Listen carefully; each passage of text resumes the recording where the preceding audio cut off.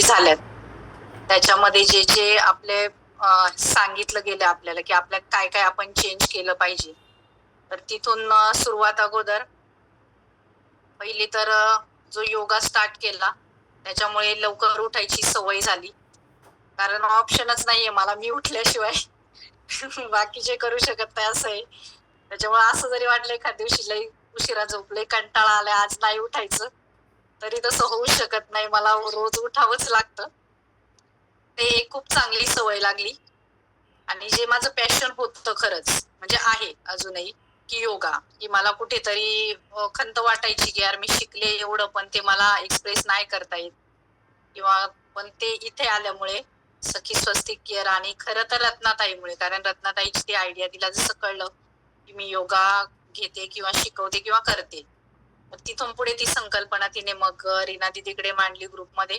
तिथून पुढे आपला जो योगा चालू झाला, जवळजवळ 4 महिने होऊन गेले या गोष्टीला आता, आणि तो अजूनपर्यंतही निरंतर छानपैकी चालू आहे.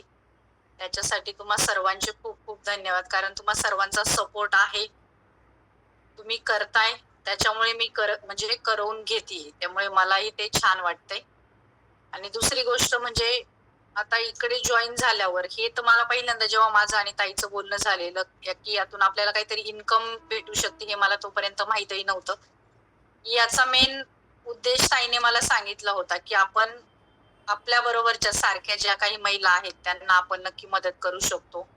काय प्रॉब्लेम कशासाठी हे ते, तर मी त्याच्या याने मी जॉईन झाली होती की चला आपल्यामुळे कोणाला तरी फायदा होणार, कोणाला तरी मदत होती आपली, आणि आपण कोणाला तरी खरंच काहीतरी प्रॉब्लेम मधून वाचवू शकतो. कारण पहिल्यापासून माझं नेचर असंच आहे की एखाद्याला अगदी फार गरज नसली तरी स्वतःहून मदत करायची. असंच ताईसारखंही आहे, म्हणजे आपल्यालाच खूप त्याच्या जो त्रास आहे तो त्याला जरी नसेल वाटेल तरी आपण स्वतःहून मदत करायला जायचं, की आपल्यालाही वाटतं त्याचं चांगलं व्हावं. या उद्देशाने माझं इथे आहे. तर नक्कीच मला त्याचाही फायदा झाला. आणि तसं पाहिलं तर फायनान्शियली आता जवळजवळ 4-4.5 महिने झालेत. आता सेकंड जी बॅच चालू झाली योगाची दुपारची, ती पण 15-1 दिवस होऊन गेले. छान रिस्पॉन्स आहे त्याला. आणि दोन्ही जे टाइम आहे तसं पाहिलं तर, आणि एक 3,000च्या झाले तरी 3 चोक 12, म्हणजे ऍटलिस्ट 15,000 तरी मी आतापर्यंत योगाच्या याच्यातून कमवलेत. ते माझ्यासाठी खूप झाले, कारण तो माझे 2 तास म्हणजे झोपायचा टाइम. सकाळी जो मी 4:30ला उठते तर ते मी 6 वाजताच उठणार होती. म्हणजे मी झोपून काहीच करू शकत नव्हते, तर ते झोपेच्याच वेळेस मी कमवते हे नक्की. आणि दुपारी जो 4 ते 5चा टाइम आहे तोही सेम तसाच आहे. आपली मीटिंग झाल्यावर मी काय करणार आहे, काहीतरी मोबाईल घेऊन रील बघत बसणार किंवा झोपणार, कारण त्यावेळेस दुसरं काही कामच नाहीये. तर तोही माझा एक वेळ नक्कीच कारणी लागतोय. थोडीफार बाकीच्या कामांमध्ये थोडंसं होतं हे, पण ठीक आहे की मॅनेज करता येतं. म्हणजे एक आहे ना की आपली प्रबळ इच्छाशक्ती असली ना, तीव्र इच्छा आपली असली का तिथे मार्ग सापडतो, काही पण होऊ शकतं असं आहे. त्याच्यानंतर जे चेंजेस करायचे, ताई जे सांगते की मी तुम्हाला एवढं सांगतेय पण तुम्ही फीडबॅकही देत नाहीत किंवा कोणी अप्लाय पण करत नाही, पण मला जेवढं पॉसिबल होतात त्या गोष्टी मी अप्लाय करते, त्याच्याबद्दल मी सांगते. सुरुवात घेतलेली रुपालीताईने हे केलं होतं, मीटिंग घेतली होती की दंतमंजनवर. तेव्हाच सगळ्यांनी आपण हे केलं होतं, शपथ घेतली होती की ब्रश आणि कोलगेट वापरायचे नाही, फेकून द्यायचे. तर तेव्हापासून माझ्या घरात, म्हणजे अगोदर माझ्याकडे नव्हतं दंतमंजन, तर मी घरी तयार केलेलं. हळद, आपलं हे तुरटी, ती फुलवून, आणि काळं मीठ, त्याच्यात लवंग टाकून त्याचं मी मिक्सरला पावडर केलेली, त्याने आम्ही दात घासायचो. त्याच्यानंतर मग ताईबरोबर आश्रमात गेल्यानंतर दंतमंजन आणलं.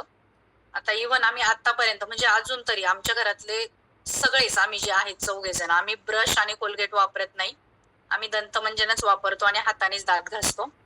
त्याच्यानंतर आलेलं चहाचं, की चहा तसाही मला चहा आवडतच नाही, मी कधी चहा पितच नाही, क्वचित कधीतरी लहर आली तर होतो. पण घरात संध्याकाळी तर कधी चहा व्हायचाच नाही. सकाळचा जो व्हायचा आमच्या घरात म्हणजे मिस्टरांना, त्यांना सकाळी नाश्ता चहा चपाती लागायचा. पण त्याच्यानंतर जे मीटिंग झाली त्याच्यानंतर आमच्या घरातला चहाच बंद झालाय. मुली तर पितही नाही, आणि मी सगळे फक्त भाजी चपाती खाणार. ते चहा म्हणजे आमच्या घरात होतच नाही. आता क्वचित कोणी पाहुणे आले तर. आणि आता हा जो दुधाचा भेसळीचा प्रकार चालू आहे तेव्हापासून तर माझ्या घरात दूध येणं पण बंद झालंय. म्हणजे पहिलंही जास्त येत नव्हतं, कारण हे दूध खरंच इकडचं इतकं खरं. मी छोट्या मुली जेव्हा दूध प्यायला द्यायची ना, तिला 8-10 दिवस जर ती रेग्युलर पिली तर तिला कफ व्हायचाच व्हायचा. आणि ती प्यायला पण नकोसं करायची. तिला मी जबरदस्ती दूध प्यायला द्यायची. पण तिला इकडचं दूध पण आवडायचं नाही. इव्हन ती गावाला गेली ना का मग ती आवडीने दूध मागून पिते, की दे मला दूध प्यायला. पण इथलं दूध ती प्यायला मागत नाही. कारण ते नाहीच आहे चांगलं आणि त्याने तिला कफ होतो. त्याच्यानंतर ते एक झालं, चहा बंद झाला. त्याच्यानंतर जे मेहंदीचं आलं होतं, तर ते मीही केसांना मेहंदी लावते. तर ताईकडूनच मी घेते. आता मधी 1-2 वेळा नाही भेटली तर मी लावलेली दुसरी, पण मी आता हीच मेहंदी यूज करते. त्याच्यानंतर घरात जे चेंजेस आहेत, ताईंनी सांगितलेलं की घरातली साखर असेल, तुमचं व्हाईट हे बंद करा. मीठ, साखर, तेल आणि अजून एक काय सांगितलं होतं, तर ह्या 4 गोष्टी व्हाईट बंद करा. मैदा, तर मैदा तर असाही घरात आणला जातच नाही. त्याच्यानंतर मीठ आम्ही पहिल्यापासूनच सैंधव नमक वापरते मी घरात. त्याच्यात तेल जे आहे, खरंच तेलाचं जर तुम्ही म्हणाल ना, तर जेव्हा आपण यूज करायला लागतो तेव्हा आपल्याला तो फरक पडतो. मी पण कच्च्या घाणीचंच तेल बरेच दिवस झाले वापरते. जवळ-जवळ 2-2.5 महिने झालेत मी वापरते. आता ताईंनी सांगितले डोंबिवलीवरून त्यांच्याकडून मी मागवलं. ते पण माझं यूज करून झालं. छानच आहे तेल. आणि खरंच त्याचा फरक असा आहे, म्हणजे बघा, तेल एकतर महाग आहे म्हणून आपली एक मानसिकता असते. जी गोष्ट महाग असते ना ती आपण खूप जपून वापरतो.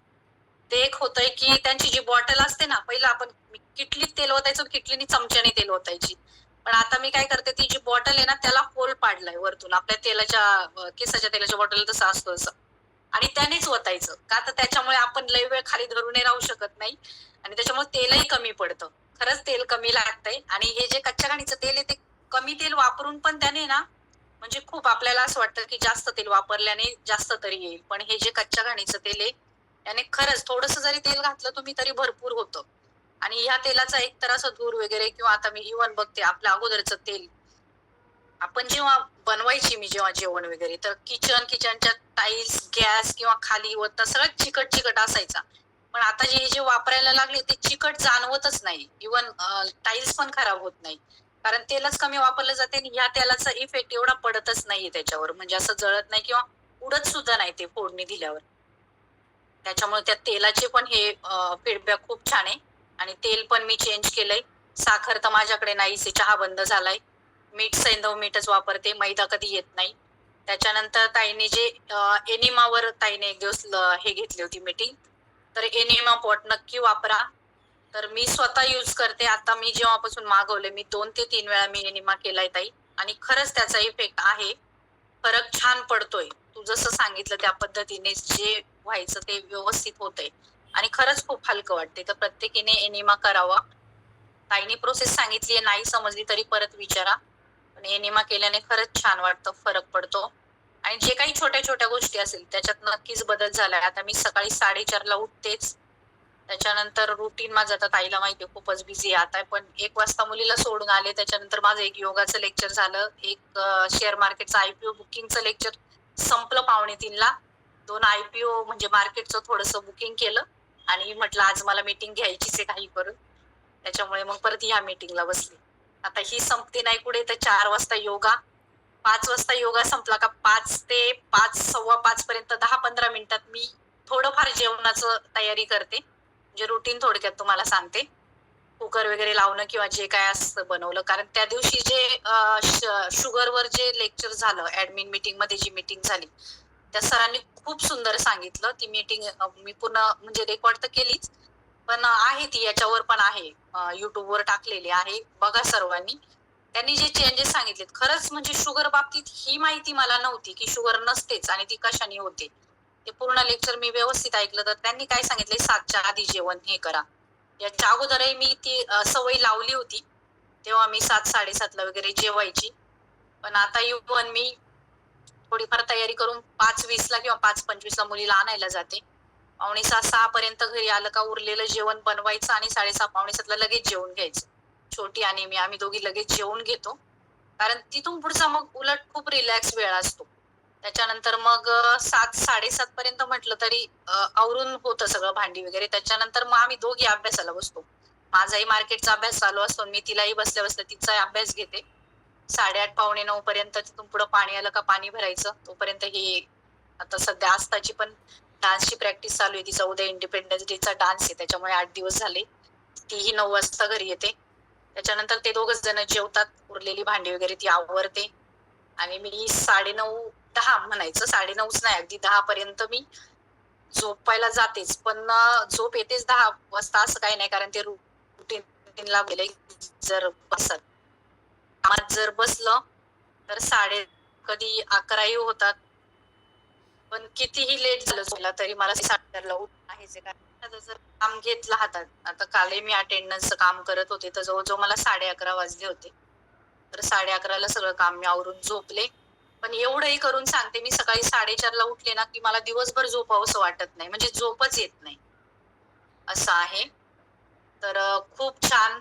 जसं मी म्हणजे ताईमुळे मी इकडे जोडली गेली आहे आणि आपला जो प्लॅटफॉर्म आहे, इकडे आल्यापासून खूप म्हणजे माझ्या स्वतःतही चेंजेस झालेत. मी फॅमिलीमध्येही चेंजेस केलेत आणि त्याच्यामुळेच तुम्ही सर्वजण एवढे मैत्रिणी किंवा आपलं जे भेटणं आहे, हे याच्यामुळे सांगते ना, डोक्यात वेगळे काही विचार नसतातच. सगळे आपली ही एक मीटिंग भैय्याकडे मला अक्षरशः भैय्यांनी फोन करून सांगितलं, "दीदी आप बहुत इसमें लोड में हैं, आप बहुत टेंशन में जी रहे, आप एक मीटिंग छोड़ दो." तरी मी भैय्यांना बोलले, "भैय्या मला ते पण शिकायचंय, मला सोडायचं नाहीये." पण मला 2-3 वेळा डोक्यात माझ्याही असं आलं भैय्या बोलण्याच्या आधी, की एक ना धड भाराभर चिंध्या असं माझं होतंय. म्हणजे माझी धड इकडे पण नाही सखी स्वस्तिक केअरकडे होत, धड माझं मार्केटचं पण अभ्यास नाही होते आणि भैय्याच्या मीटिंग पण अटेंड नाही होते. म्हणजे करते मी ओढून-ताडून, पण कॉन्सन्ट्रेशन माझं कुठेच नाही होते. त्याच्यामुळे मला जबरदस्ती भैय्यांनी ते सोडायला लावलं. ते बोलले, "पुढे-मागे मी तुम्हाला नक्की शिकवीन, पण सध्या तुम्ही इथे स्टॉप करा हे. तुम्ही जे आहे, तुम्ही मार्केटकडे कॉन्सन्ट्रेशन करा." आणि खरंच ते झालं. त्याच्यामुळे मला नाही म्हटलं तरी 1-1.5 तास दुपारी आणि रात्री 1-1.5 तास तरी मी तो अभ्यास करू शकते फुल कॉन्सन्ट्रेशननी. तर हेच सांगायचं की खूप छान वाटतंय. खूप चेंजेसही झालेत आणि खूप खूप धन्यवाद तुम्हाला सगळ्यांना आणि रत्नाताई तुला पण खूप खूप धन्यवाद. खूप चेंजेस झालेत त्याबद्दल.